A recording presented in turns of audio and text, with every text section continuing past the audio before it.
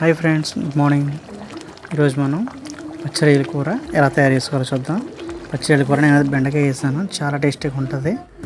పచ్చిరొయ్యలు బెండకాయ చాలా బాగుంది. కొంచెం బెండకాయ వేసకపోయినా మామూలుగా సేమ్ ఇలాగా వండుకోవచ్చు.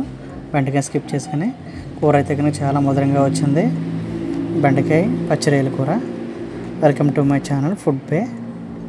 నా ఛానల్ సబ్స్క్రైబ్ చేయండి, లైక్ చేయండి. అది దీనికి కావాల్సిన పదార్థంలో ఉల్లిపాయలు అయితే 4 తీసుకున్నాను. ఉల్లిపాయలు 4 ఇలా చిన్న చిన్న ముక్కల కింద కట్ చేసుకున్నాను. పచ్చిమిరపకాయలు అన్ని తీసుకున్నాను కానీ దాంట్లోంచి ఒక 5 పచ్చిమిరపకాయలు మాత్రమే నేను కూరలో వేసాను. పచ్చిమిరపకాయలు 5 పచ్చిమిరపకాయలు కూరలో వేసాను. పచ్చిరొయ్యలు తీసుకున్నాను, ఒక 2 కేజీల దాకా ఉన్న పచ్చిరొయ్యలు. దీంట్లో ఆయిల్ ఒక 100 గ్రాములు ఆయిల్ వేసాను. మూకుడు తీసుకుని ఆయిల్ వేసుకుని కట్ చేసిన ఉల్లిపాయలు, పచ్చిమిరపకాయలు ఇవన్నీ కూడా ఆ మూకుట్లో వేసుకుందాం. ఎందుకంటే మూకుట్లో వేసుకోవడం వల్ల కొంచెం ఫ్రీగా ఉడుకుతుంది, కింద మామిడి గట్ట పట్టుకోదు. మూకుడికి దాకలంటే పట్టుకుంటుంది కదా, అందుకని ఉల్లిపాయలు పచ్చిమిరపకాయలు ఇలా గోల్డెన్ కలర్ వచ్చే వరకు కూడా కొంచెం వేపుకోవాలి. ఒక 2 మినిట్స్ వరకు 3 మినిట్స్ వరకు వేపుకొని దాంట్లో కరివేపాకు వేసుకుందాం. నా ఛానల్ సబ్స్క్రైబ్ చేయండి, లైక్ చేయండి, షేర్ చేయండి. అలాగే కూరలో కరివేపాకు వేసుకున్న తర్వాత వెంటనే పచ్చిరొయ్యలు నీట్గా కడుక్కున్న పచ్చిరొయ్యలను తీసుకున్నాను. ఆ పచ్చిరొయ్యలని ఇప్పుడు దీంట్లో ఉల్లిపాయలు యాడ్ చేసుకుందాం. చూడండి, ప్రతిదీ కూడా సింగిల్గా వేసాను.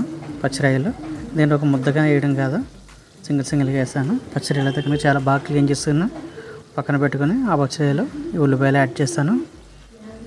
ఈ పచ్చిరొయ్యలు చూడండి, ఉల్లిపాయలకి దాంట్లో కలిసేలాగా ఒక 2-3 నిమిషాలు అలా తిప్పుకుంటూ ఉండాలి. ఒక 3 మినిట్స్ వరకు నేనైతే కనుక తిప్పుతూ ఉన్నాను. కొంచెం ఆయిల్, ఉల్లిపాయలు ఏదైనా పచ్చిరొయ్యలు పట్టేలాగా తిప్పాను. చూడండి, ఒక 2 మినిట్స్ అయింది. ఇప్పుడు టమాటాలు వేసాను.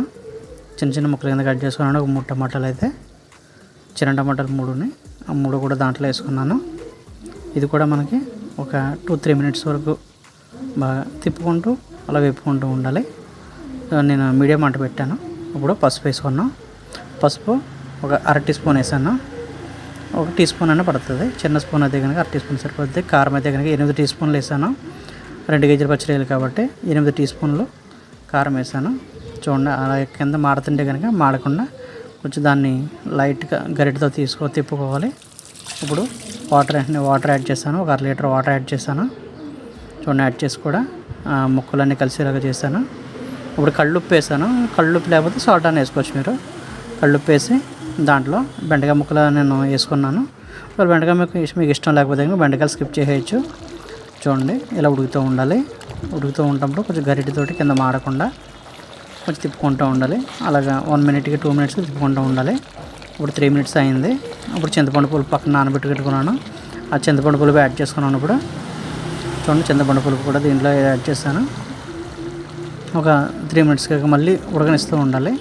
దీన్ని గరిటెతో తిప్పుకుంటూ ఉండాలి, కింద మాడంటకుండా తిప్పుతూ ఉండాలి. ఇప్పుడు ధనియాల పొడి ఒక 1/2 టీ స్పూన్ వేస్తాను. ధనియాల పొడి, దీని తర్వాత జీలకర్ర పొడి ఉంటుంది కదా మన దగ్గర, జీలకర్ర పొడి కూడా కొంచెం ఒక 1/2 టీ స్పూను జీలకర్ర పొడి వేస్తాను నేను. చూడండి, ఇది జీలకర్ర పొడి ఒక 1/2 టీ స్పూన్, ఇది కూడా 1/2 టీ స్పూన్ వేస్తాను. ఇది వేసుకోవడం వల్ల మనకి కూరకి కొంచెం ఫ్లేవర్ వస్తుంది, టేస్ట్ వస్తుంది. ఇప్పుడు జీలకర్ర, ధనియాలు, వెల్లుల్లిపాయ, గసగసాలు ఈ 4 కలిపి పేస్ట్ కింద కొట్టుకున్నాను. ఇది కూడా 2 టీ స్పూన్లు వేసాను. ఈ టీ స్పూన్లు ఇది కూర అయితే చాలా రుచిగా ఉంటుంది. ఈ మసాలా వేయకపోతే కనుక కూరకు రుచి రాదు. నేను అల్లం వెల్లుల్లి పేస్ట్ వేయలేదు, ఓన్లీ జీలకర్ర, వెల్లుల్లిపాయ, ధనియాలు, గసగసాలు వేసాను. చూడండి, వేసి ఒక 5 నిమిషాలు ఉడకనిచ్చాను. కూర చూడండి, మొత్తం నీళ్ళన్నీ ఎగిరిపోయి దగ్గరగా వచ్చింది. రొయ్యల కూర అయితే కనుక రెడీ అయిపోయింది. ఇలాంటి రొయ్యల కూర అన్న రైస్లోకి చాలా బాగుంటుంది, చపాతీలు పెట్టుకున్నా కానీ చాలా బాగుంటుంది. ఇలాంటి వీడియోలు నా ఛానల్లో చాలా ఉన్నాయి. ఈ ఛానల్ లైక్ చేయండి, షేర్ చేయండి. అలాగే మీకు చూస్తున్నందుకు అందరికీ థ్యాంక్ యూ వెరీ మచ్.